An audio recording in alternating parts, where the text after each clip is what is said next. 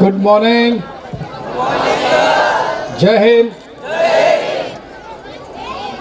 मुझे आज बहुत खुशी हो रही है सांगवाड़ा आके, और ये जो सुंदर कार्यक्रम आज हम देशभक्ति का मना रहे हैं, भारत का 71वां गणतंत्र दिवस।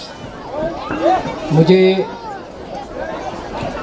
बड़ी खुशी होती है कहते हुए कि महाराणा प्रताप इंटरनेशनल एकेडमी ये कार्यक्रम को जिस जोश के साथ कर रहा है, ये देखने लायक है। मैं दावे के साथ कह सकता हूँ कि दिल्ली के स्कूलों में इतनी अच्छी सजावट नहीं हो सकती जितनी अच्छी सजावट सांगवाड़ा ने करके दिखाई। ये हमारे अति आदरणीय राजेश जी का, जो इसके संस्थापक हैं, उनकी सोच को दिखाता है और हमारी देशभक्ति को दिखाता है। बहुत अच्छा नाम इस स्कूल का इन्होंने रखा है, और मुझे बड़ी खुशी है कि मुझे आज यहाँ आने का मौका मिला आपके बीच में। तो जैसे बताया था आपको मेरे परिचय में कि कश्मीर में और कारगिल में मुझे भारतीय सेना को सेवा देने का मौका मिला। कश्मीर में मैं 2 बार रहा, 95 से 97 और 2011 से 2013 तक। जब पहली बार मैं वहाँ रहा तो मेरा स्थान था लाल चौक, जो आप सब जानते हो कश्मीर की राजधानी श्रीनगर में है लाल चौक, डल झील के नज़दीक। और 2 साल के कार्यकाल में मैं ये कहना चाहता हूँ कि मैं इस स्कूल में एक नई चीज़ देख रहा हूँ जो मैंने शायद ही किसी स्कूल में देखी होगी। वो ये है कि यहाँ पे मेडिटेशन सिखाया जा रहा है, यहाँ पे अध्यात्म की बात की जा रही है। मैं 1983 से मेडिटेशन और अध्यात्म से जुड़ा, तब मैं 18 साल का था और बीएससी में पढ़ रहा था। और 89 में मैं आर्मी में आया, यानी कि मेरे जीवन में पहले अध्यात्म आया, पहले मेडिटेशन आया, फिर मैं फ़ौज में आया। तो मैंने फ़ौज में उस अध्यात्म को और मेडिटेशन को जारी रखा, छोड़ा नहीं मैंने। इसलिए 31 साल जो मैंने सेना में अभी पूरे कर लिए, 31 ईयर्स, इस 31 साल में मैंने कोई भी व्यसन को टच नहीं किया। कोई भी व्यसन, ना सिगरेट, ना शराब, ना दारू, ना तंबाकू, ना गुटखा, ना नॉनवेज, ना एग्स। मैं बिल्कुल प्योर वेजिटेरियन हूँ। और रोज़ सुबह बच्चों 4 बजे उठ के मेडिटेशन करता हूँ, रोज़। आज भी कर रहा था, रोज़। और मैं एक चीज़ का फ़ायदा आपको बताऊँगा क्या होता है, क्योंकि मैंने देखा इस कार्यक्रम की शुरुआत मेडिटेशन से की गई थी, और आप लोग भी मेडिटेशन कर रहे हो यहाँ पे। आपकी एकाग्रता की शक्ति बहुत बढ़ेगी और आप बहुत इजीली और सहज रूप से अपने लक्ष्य तक पहुँचोगे। ये इस मेडिटेशन का बहुत बड़ा कमाल होता है। और जब आप परमात्मा को याद करते हैं, उस सर्वशक्तिमान को याद करते हैं, तो उसकी शक्तियाँ आपको मेडिटेशन के द्वारा मिलती हैं। तो मैं जब कश्मीर में था तो मैं अपनी मेडिटेशन को रोज़ करता था, और मैंने ये देखा कि 2 साल के कार्यकाल में 40 मिलिटेंट्स को हमने पकड़ा, मेरी टीम ने, जिसमें से हमने 3 महिलाओं को पकड़ा, और उसमें 8 AK राइफल, 7 पिस्टल, खूब सारा बारूद, खूब सारा उनसे धन लिया, पैसा मिला। बट मेडिटेशन का कमाल मैं आपको बताना चाहता हूँ जो 2 साल के कार्यकाल में रहा, क्योंकि हर कार्य को मैं करने से पहले 1 मिनट मैं और मेरे जवान मेडिटेशन करके ही निकलते थे।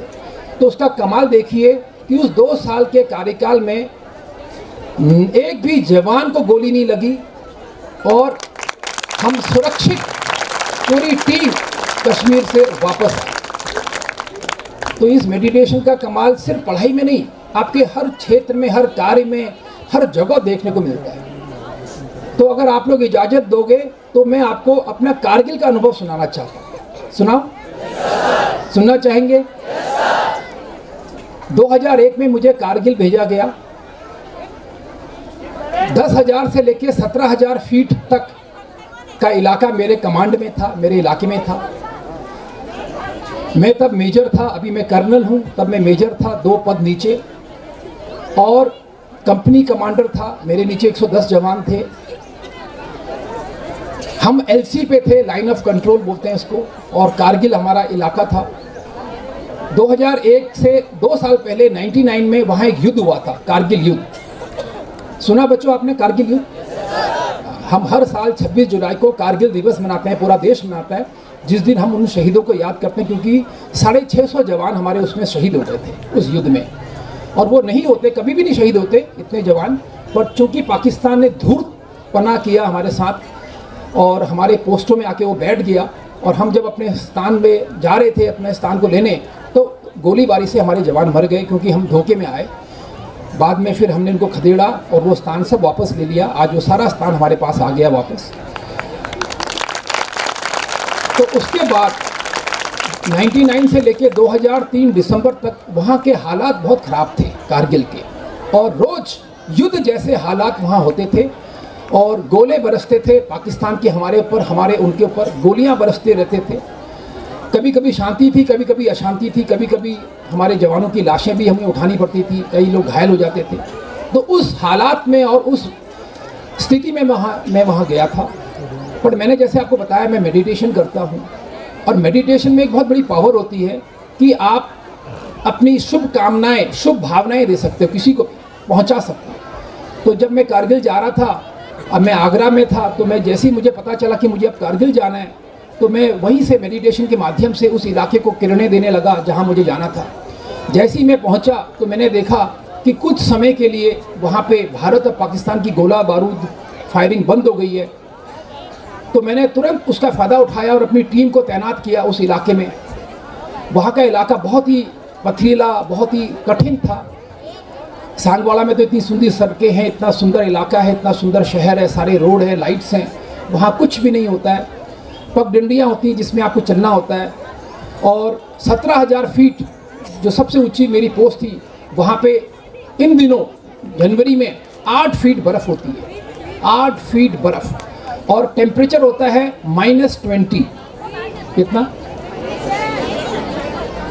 अगर आप गलती से आज सांगवाड़ा से चले जाओ, आपके मन में ये विचार आए कि कर्नल साहब के साथ हम आज 17,000 में पिकनिक मनाएंगे और रात वहीं रहेंगे और कल आ जाएंगे, तो कल आप तो नहीं आओगे, आपकी बॉडी उतरेगी, क्योंकि या तो आपके फेफड़े में पानी भर जाएगा या आपके दिल में पानी भर जाएगा।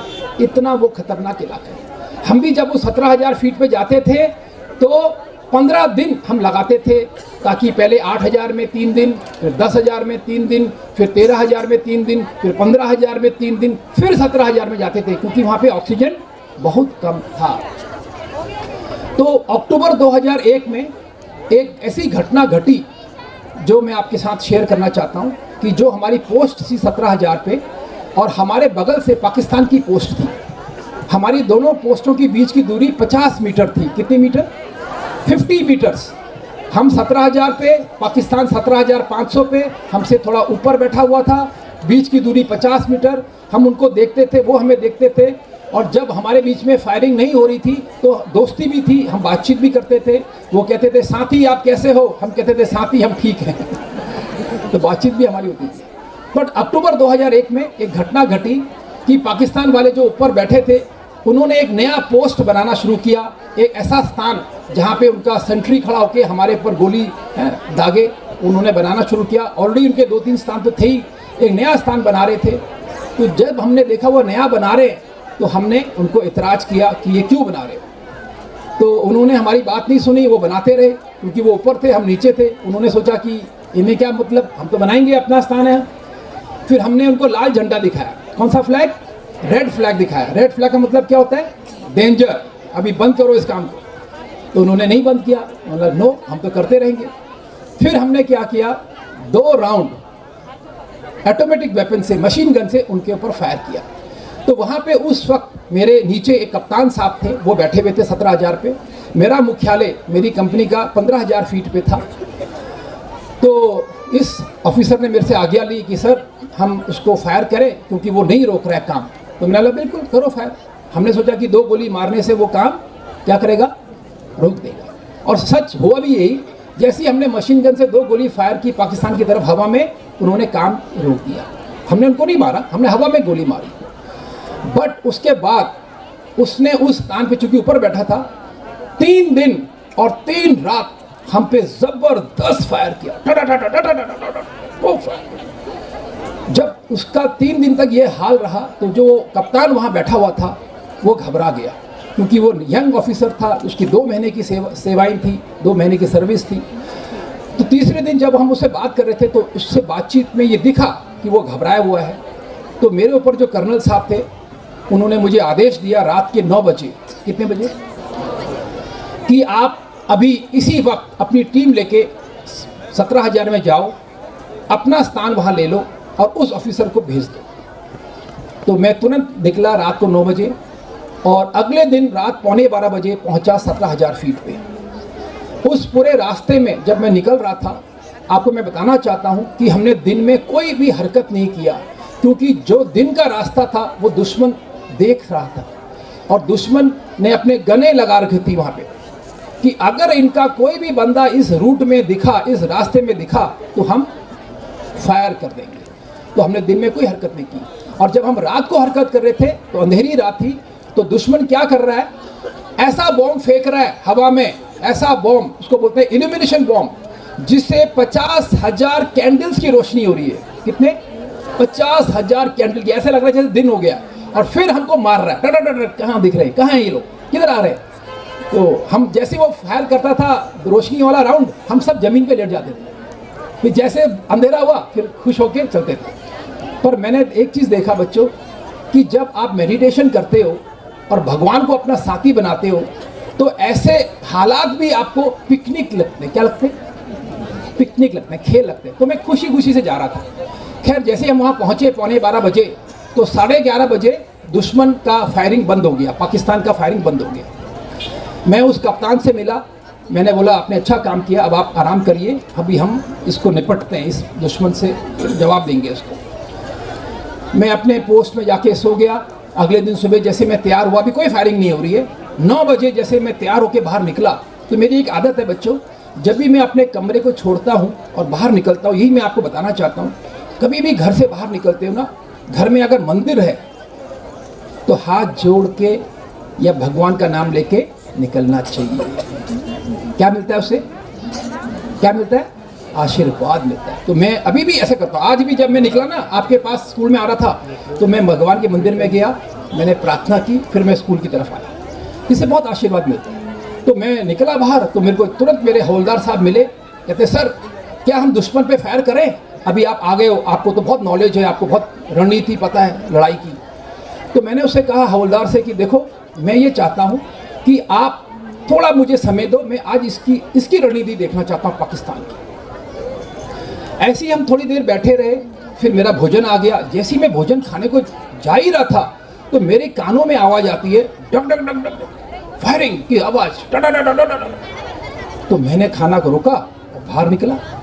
बाहर निकल छुपाव से देख रहा हूँ, छुपके से देख रहा हूँ। क्या देखता हूँ कि पाकिस्तान जो ऊपर बैठा है 17,500 फीट पे, हमारे ऊपर फायर कर रहा है।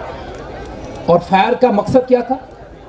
क्या मकसद था फायर का? हमें बर्बाद करना, हमें हमारी मौत, हमें मौत की नींद सुलाना उसका लक्ष्य था। ज़बरदस्त फायरिंग कर रहा था। तो हम भी फायर कर रहे थे। तो हमारी फायरिंग जा रही है नीचे से ऊपर, उसकी फायरिंग आ रही है ऊपर से नीचे। असर किसका होगा? किसका असर होगा?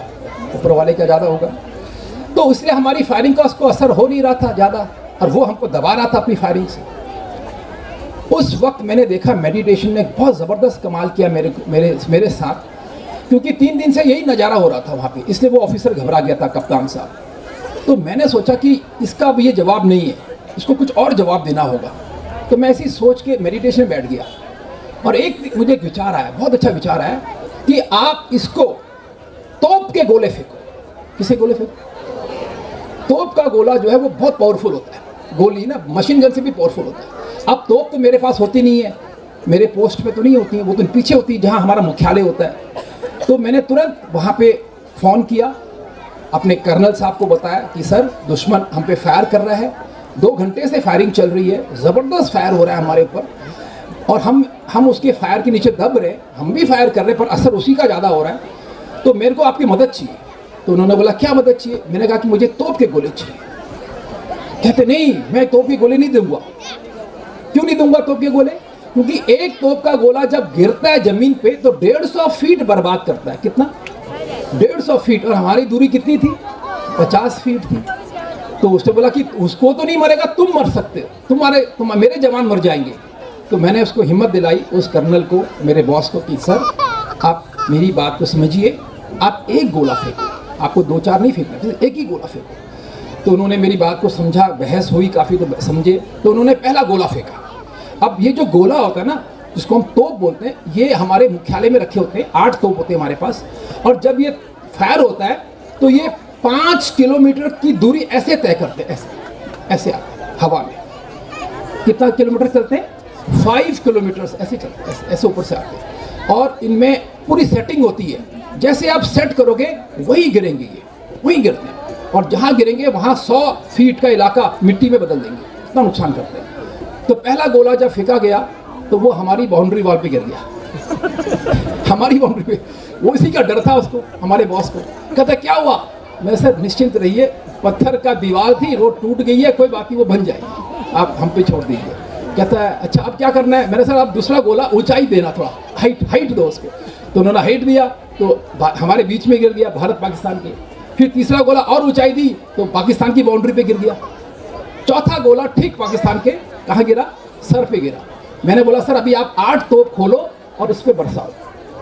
तो उन्होंने 8 के 8 तोप खोले और ऊपर से टटा करके 100 राउंड बरसे। किस पे? दुश्मन पे। दुश्मन को अभी तक सपना भी नहीं आ रहा था कि ऐसा ये कर सकता है। वो तो सोच रहा था बेचारा इंडिया है, बेचारा है, कैसे हमको आंखें दिखा रहा था, लाल झंडी दिखा रहा था, है ना, इसकी क्या औकात है हमको ऐसा बोलने की कि मत बनाओ। और अभी जैसे वो 100 राउंड आए ना उसके ऊपर, उसकी बोलती बंद हो गई। एक दिन रात को 11:30 तक फायर कर रहा है हम पे, और अभी 5:30 बजे जैसे गोले गिराए उसकी फायरिंग बंद हो गई। खैर हमने भी फायरिंग बंद कर दी, हमने भी बोला हम तो शांति की पुजारी, हम भी नहीं कराए करें फायर। पूरी रात कोई फायर नहीं हुआ। सुबह 9 बजे जैसे ही मैं बाहर आया तो मैंने क्या देखा, मेरे हवलदार साहब खड़े हैं, कहते हैं सर अभी क्या करना है? मैंने कहा कि इसको गुड मॉर्निंग बोलते हैं पाकिस्तान को। कहते हैं गुड मॉर्निंग मतलब? मैंने कहा कि अभी हम 100 राउंड फिर इस पर फेंकेंगे। तो मैंने हुक्म दिया अपने कर्नल साहब को कि सर 100 राउंड और फेंको इस पर। तो फिर 100 राउंड दनादन गिरे इस पर। तो पाकिस्तान को समझ में नहीं आता कहाँ क्या करें, अभी चक्कर का आने लगे। खैर उसके बाद 12 दिन तक, कितने दिन तक? 12 दिन तक ना तो उसने गोली फायर की ना हमने फायर की, बट दुश्मनी हमारी पक्की थी। दुश्मनी कैसे पक्की थी? वो ऊपर बैठा था, नीचे बैठे थे, हमारी हरकत जो वो देख सकता था, जितनी वो देख सकता था, उसको उसने बंद कर दिया। क्या कर दिया? बिल्कुल बंद कर दिया। दोस्तों मैंने आपसे कहा ना मैं रोज मेडिटेशन करता हूँ, मैंने उस हालत में भी मेडिटेशन करना नहीं छोड़ा। और मेडिटेशन करने वाला जो भी बंदा होगा ना, कोई भी बच्चा होगा ना जो मेडिटेशन करता है, याद रखना उसकी एक विशेषता होती है। क्या विशेषता होती है? कोई भी अगर मेडिटेशन करता है ना हमारे बीच में, उसकी एक विशेषता होती है, वो सभी के लिए अच्छा सोचता है। क्या सोचता है? अच्छा सोचता है, शुभ सोचता है, उसकी भावनाएं शुभ होती हैं। वो दुश्मन के रूप में किसी को नहीं देखता, वो देखता है कि ये भी इनका भी रोल है, अपना भी रोल है, ऐसे वो सोचता है। तो 12 दिन तक जब वो खेल ऐसा चलता रहा, हमारी हालत वहाँ बहुत टाइट हो गई थी, बहुत हालत खराब थी। अक्टूबर का महीना था, टेम्परेचर कितना डिग्री था जानते हो? 3 से 5 डिग्री टेम्परेचर था। और बर्फ कितना था? करीब 1 फीट बर्फ गिर गया था। 17,000 फीट की ऊंचाई की, है ना, कहानी चल रही है। तो फिर मैंने क्या किया, जैसे ही मैंने देखा कि अब ये स्थिति है ना ऐसी चल रही है, तो इससे बाहर आना चाहिए। तो मेडिटेशन में मेरे को एक विचार आता है, एक आवाज़ आती है अंदर से कि अब मेरे लिए दुश्मन पाकिस्तान नहीं है, अब मेरे लिए दुश्मन पाकिस्तान नहीं है, पर यहाँ जो 8 फीट बर्फ गिरेगी ना, ये मेरे लिए दुश्मन है। क्योंकि जानते हो बच्चों, बर्फ में क्या सबसे बड़ा नुकसान होता है? जब बर्फ गिरती है तो कैसी होती है? सॉफ्ट होती है, मुलायम होती है। पर जब धूप उसे पड़ती है तो क्या हो जाती है? वो सख्त, फिसलती है वो। और उस बर्फ में हमारे कई जवान इसलिए मर जाते हैं क्योंकि वो क्या हो जाते हैं? फिसल जाते हैं। और जब फिसलते हैं और मरते हैं तो फिर उनकी लाइफ चली जाती है। तो मुझे वो डर सता रहा था कि इसकी गोली से तो मैं किसी को मरने नहीं दूंगा, पर अगर यहाँ 8 फीट बर्फ गिर गई और यही हालात रहे हमारे कि हम हिल नहीं सकते, तो हमारा जवान कभी चलते फिरते गिर सकता है। तो मैंने 12वें दिन एक संकल्प किया, विचार किया, और ये मैं बताना चाहता हूँ कि मेडिटेशन पावर से ही मुझे ये आवाज़ आई अंदर से कि मुझे अपने ऊपर वालों से बात करनी चाहिए। तो मैंने कर्नल साहब को बताया कि सर मेरे को आपसे बात करनी है। कहते बताइए। मैंने कहा कि सर मैं ये चाहता हूँ कि ये जो फायरिंग चल रही है, ये जो दुश्मन है पाकिस्तान मेरा, इससे अब मैं दोस्ती करके यहाँ शांति करूँ, और दुश्मन नंबर 2 जो ठंड है, जो बर्फ़ है, उसको मैं निपटूँ। तो मेरे बॉस ने कहा मैं तुम्हारी बात नहीं समझ रहा हूँ, तुम बोल क्या रहे हो? मैंने कहा कि सर मैं ये समझाना चाह रहा हूँ आपको कि इस दुश्मन से अब मुझे कोई डर नहीं है। मैं इसकी गोली से तो किसी को मरने नहीं दूंगा, जवान को, बट अगर यहाँ बर्फ अब गिरने लग गई है 1 foot 2 foot 3 foot 4 foot 5 foot, अगर ये 8 फुट गिर गई और हमारी मूवमेंट, हमारी हरकत अगर बंद रही तो हमारा कोई जवान गिर के मर सकता है। तुम क्या चाहते हो? मैंने कहा सर मैं यहाँ पे शांति चाहता हूँ, मैं चाहता हूँ कि उसके साथ मेरी दोस्ती रहे, शांति रहे यहाँ पे, और हम इस ठंड से निपटे। कहते अगर तुमको लगता है ये सही है तो तुम आगे बढ़ो।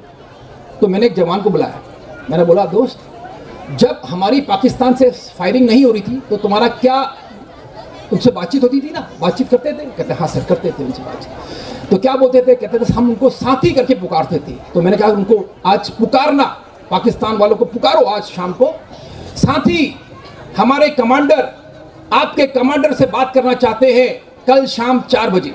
चिल्लाना उन पे जब तक वो जवाब नहीं देते। तो ये जवान चिल्लाता रहा, साथी हमारे कमांडर आपके कमांडर से कल शाम 4 बजे बात करेंगे, जवाब दो। बहुत देर के बाद पाकिस्तान ने जवाब दिया, हम बातचीत के लिए तैयार हैं। क्या बोला?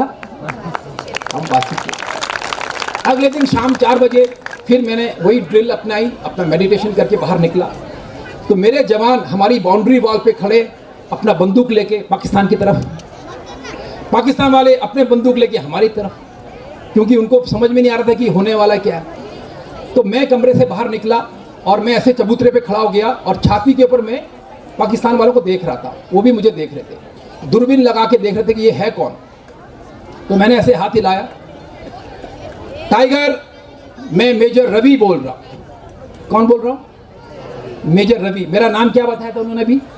सती। पर दुश्मन को हम अपना नाम कभी करेक्ट बताएंगे?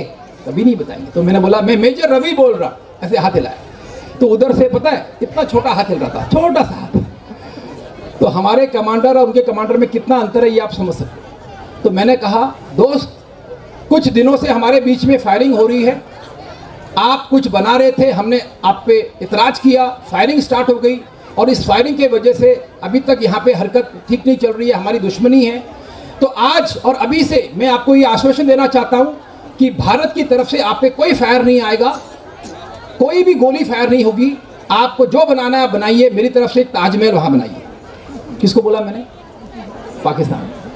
तो वहाँ से जवाब आता है बहुत प्यारा सा, क्योंकि मेडिटेशन और शुभ भावना का फल ये निकला कि वहाँ से बहुत प्यारा जवाब आया दुश्मन से कि मैं पाकिस्तान का टाइगर बोल रहा हूँ, मैं पाकिस्तान का कमांडर बोल रहा हूँ, हम भी शांत प्रिय सैनिक हैं, हम भी शांत प्रिय सैनिक हैं, और हम भी आपको आश्वासन देना चाहते हैं कि आपकी जो हरकत है बिल्कुल बंद हो चुकी थी इस इलाके में, अब आप खुल के हरकत करें, पाकिस्तान से आप पे कोई गोली फायर नहीं होगी, आप निश्चिंत होकर हरकत करें। मैंने कहा दोस्त, मैं तो आगरा का रहने वाला हूँ, जानते हो, आप अपने परिवार के साथ कहाँ घूमने आओ? आगरा। कहता है सर मैं पेशावर का हूँ, आप कहाँ आओ? 1 घंटे हमारी बातचीत होती है। उसके बाद रात को मैंने क्या सीन देखा कि एक दिन पहले जो जवान ड्यूटी पे खड़े हैं और तनाव में खड़े हैं, अब कह रहे साथी बहुत दिन हो गए, एक शेर सुना दो। अब शेरो शायरी सुना। अगले दिन 9 बजे मैं तैयार होकर जैसे ही बाहर निकला, हवलदार साहब मेरे को सैल्यूट करते, सर ये जो पाकिस्तान का सेंट्री है ना बहुत हल्ला कर रहा है। मैंने कहा आवाज़ मेरे कान में भी कुछ आ रही है, क्या बोल रही है? ये कह रहा है साथी हरकत करो, आप लोग हरकत करो, क्यों डर रहे हो, अब कोई फायरिंग नहीं होगी हमारी तरफ से, आप लोग अपने इलाके में घूमो फिरो, करो अपना काम। तो मैंने बोला ठीक तो बोल रहा है, कल तो हमने दोस्ती की उससे, फायरिंग हमारा समझौता हो चुका है। कहते हैं सर आप समझ नहीं रहे हो, ये पाकिस्तान जो है ना ये बड़ा भयंकर दुश्मन है, मुंह में राम बगल में छुरी, इसकी नीति बड़ी खराब है, ये हम जैसे जाएंगे ना ये गोली चला देगा और 2-3 जवान वहीं मर जाएंगे। तो मैंने कहा अच्छा चलो ठीक है फिर मैं चलता हूँ। अब मेडिटेशन पावर का कमाल देखिए, जैसे ही मैं बाहर निकलता हूँ मेरे को एक ऐसा लगता है, ऐसे एक आवाज़ अंदर से आती है कि अब ये दुश्मन कुछ नहीं कर सकता, और मैं उस स्थान पे अब खड़ा हो गया जहाँ सर से लेके पाँव तक मैं उसके लिए टारगेट था। किसके लिए? पाकिस्तान के लिए। उसका सेंट्री मुझे देख रहा है, उसकी बंदूक मेरे ऊपर लगी हुई है ऐसे।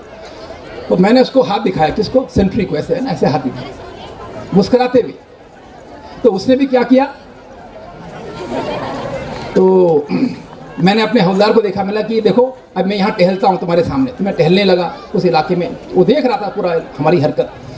फिर मैंने पूछा हवलदार साहब से कुछ हुआ? कहते साहब कुछ नहीं हुआ आपको। मैंने क्यों डर रहे फिर आप, आ जाओ सभी जवान बाहर आओ, और जो इसने हमारा इलाका बर्बाद किया, तोड़ दिया, इसको ठीक करते हैं। तो हमने उस पूरे इलाके को 1 महीने में ठीक कर दिया। तो जब हम ठीक कर रहे थे तो करीब 15 दिन बाद पाकिस्तान वालों से हमको आवाज़ आती है, पाकिस्तान वालों से ज़ोर से आवाज़ आती है, हमारे टाइगर आपके टाइगर से बात करना चाहते हैं आज शाम, है ना, आप कृपया जवाब दें। तो मैंने कहा बिल्कुल हम बात करेंगे उनसे। तो हम खड़े हो गए, वो भी खड़े हो गए। तो उनके टाइगर ने मुझे कहा, पाकिस्तान वालों ने, कि सर आप कैसे हो? तो मैंने कहा मैं बिल्कुल ठीक हूँ। अच्छा सर आजकल आप लोग बहुत काम कर रहे हो, हमने देखा बहुत आपका काम चलता रहता है दिन भर। तो मैंने कहा हाँ, जो कुछ आपने तोड़ दिया था हमारा इलाका उसको हम ठीक कर रहे हैं। कहता है सर आप ठीक करो, हमें कोई प्रॉब्लम नहीं है, हमको कोई प्रॉब्लम नहीं है, सिर्फ एक चीज़ आपसे रिक्वेस्ट करने के लिए मैंने आपसे बातचीत की, है ना, की गुजारिश की। और वो रिक्वेस्ट ये है कि कल हमारे सीनियर कमांडर आ रहे हैं, किसके? पाकिस्तान के सीनियर कमांडर आ रहे हैं, तो कल आप एक दिन काम मत करना, बाकी परसों काम शुरू करना। तो देखिए आपकी पावर ऑफ मेडिटेशन में, आपकी पावर ऑफ गुड विशेस में कैसी वाइब्रेशंस हैं आप समझ सकते हो। उसके बाद दोस्तों बच्चों में वहाँ 1.5 साल रहा, कितने?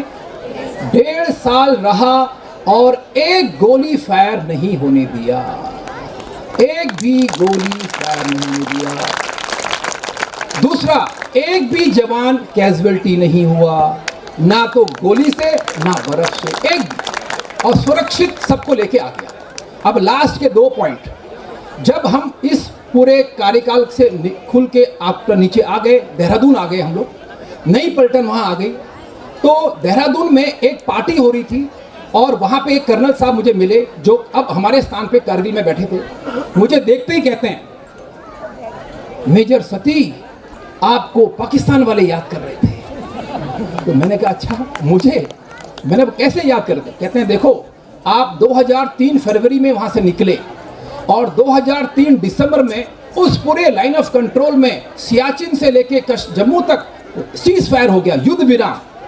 मैंने कहा कि सर आप जानते हो मैं मेडिटेशन करता हूँ। कहते मुझे पता है आपके बारे में। सर मैं अपने मेडिटेशन में रोज परमात्मा से उस पूरे इलाके में शांति की किरणें डालता था और यही कहता था कि युद्ध लड़ना है तो आमने सामने लड़ो, ये कोई तरीका नहीं था। खैर कहते हैं उसके बाद जब युद्ध विराम हो गया, शांति हो गई, तो जानते हो हमारे को एक बहुत बड़ा हमारे साथ घटना घट गई। मैं क्या हुआ सर? कहता है हमारा एक जवान जनवरी के महीने में बाहर निकला, रात को बाथरूम के लिए जा रहा था, फिसल गया, 8 फीट बर्फ थी, 200 फीट नीचे चला गया, मर गया, डेड बॉडी पाकिस्तान में चली गई। रात भर हम ढूंढते रहे, कुछ नहीं पता चला। सुबह उसकी बॉडी हमें दिखी और वो पाकिस्तान के इलाके में पड़ी थी। हमने सफ़ेद झंडा दिखाया, उन्होंने सफ़ेद झंडा दिखाया, हम गए, वो आए, उन्होंने बहुत इज्जत से हमें डेड बॉडी भी दी। फिर 1 घंटे तक हमारे साथ उन्होंने बातचीत किया, 1 घंटे तक। उस बातचीत में उन्होंने ये पूछा हमसे कि वो मेजर रवि आपके कहाँ हैं आजकल? तो इन्होंने बोला क्यों, व्हाट इज़ द प्रॉब्लम, आप क्यों पूछ रहे हो, है ना? तो उन्होंने कहा कि नहीं, आप ऐसा मत सोचो कि हम कोई शिकायत कर रहे हैं, हम तो ये कहना चाहते हैं कि वो ऑफिसर बहुत लंबे समय तक उतनी कठिन पोस्ट पे तैनात रहा और उसका उसूल बहुत अच्छा था, और उसका उसूल था जियो और जीने दो। दोस्तों मैं ये कहना चाहता हूँ अंत में कि आज इस स्कूल में मुझे आके बहुत गर्व हो रहा है। बहुत अच्छी ड्रिल्स हैं, बहुत अच्छे बच्चों ने कॉम्पिटिशन्स दिखाए, बहुत अच्छा इन्होंने प्रोग्राम दिखाया। ये जो बाल है ना, महिला जो था ना कि हमारी कन्याओं पे जो प्रोग्राम था वो तो बहुत ही अच्छा था। मेरे आंखों से में भी आंसू आ रहे थे, मुझे रुमाल से पोंछना पड़ा अपने आंसुओं को। पर मैं आपको एक चीज़ बताना चाहता हूँ आज महिलाओं के बारे में कि ये जो ब्रह्मा कुमारी संस्था है ये महिलाओं द्वारा संचालित है और इसकी मुखिया 104 साल की दादी जानकी है। कितने साल की? 104 ईयर्स की, और ये अभी जीवित हैं, वो चलती हैं। और पिछले साल उन्होंने एक रिकॉर्ड बनाया, 72,000 किलोमीटर का सफ़र तय किया, 72,000 किलोमीटर। तो अगर वो ब्रह्मा कुमारी नहीं होती, महिलाएं नहीं होती, तो आज इस स्कूल में भी जो मैं एक रौनक देख रहा हूँ ना, एक स्पिरिचुअल रौनक, वो शायद हमें नहीं मिलती। तो इसलिए महिलाओं को क्या है, तो अंत में मैं ये कहना चाहता हूँ कि मैं आपके सामने एक गीत गाऊंगा और उसके साथ अपने शब्दों को समाप्त करूँगा। मैं गाने का बड़ा शौकीन हूँ, हॉबी है मेरी गाना। और जब हम क्रिश्चियन कॉलेज में थे, किसमें? क्रिश्चियन कॉलेज, मैंने 82 में 82, 83, 84 में बीएससी किया था क्रिश्चियन कॉलेज लखनऊ से। तो हमारा वहाँ पे चैपल होता था, चर्च, उसमें हम एक गीत गाते थे हर सैटरडे को, और वो गीत मेरे को जब भी मौका मिलता है मैं गुनगुनाता हूँ। तो अगर आप लोग इजाज़त देंगे तो मैं वो गीत गा सकता हूँ। Okay, thank you. हम सभी ध्यान में भी बैठेंगे। वो गीत ऐसा है ना कि आपको ध्यान में बैठने का आनंद आएगा।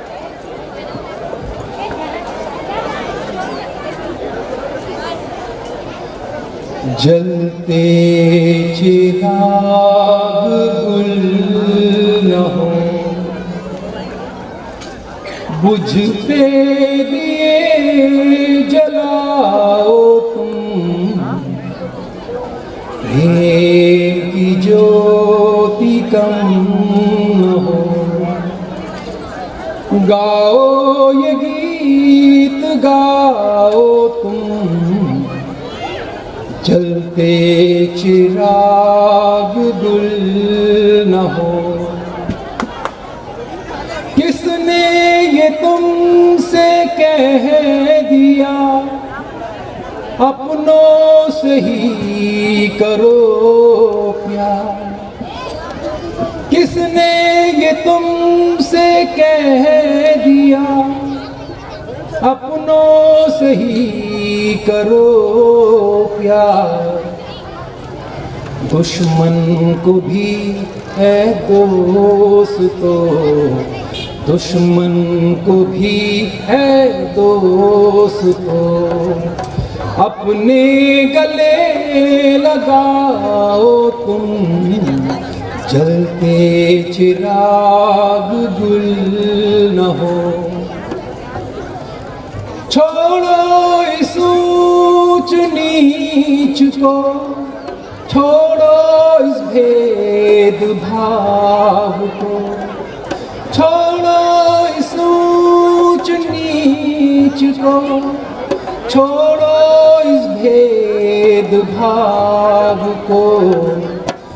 हे खुदा की हो संतान, हे खुदा की हो संतान, दुनिया को ये दिखाओ तुम, जलते चिराग गुल न हो। बुझते दिए जलाओ तुम, प्रेम की ज्योति कम न हो। गाओ ये गीत गाओ तुम, जलते चिराग गुल। तो पुनः आप सबको बहुत बहुत धन्यवाद, राजेश जी को धन्यवाद, थैंक यू, जय Hind, Om Shanti. Thank you so much, sir. Sir has told you about the impact of meditation, and you know every act of Mahana Pratap Institute, whether it is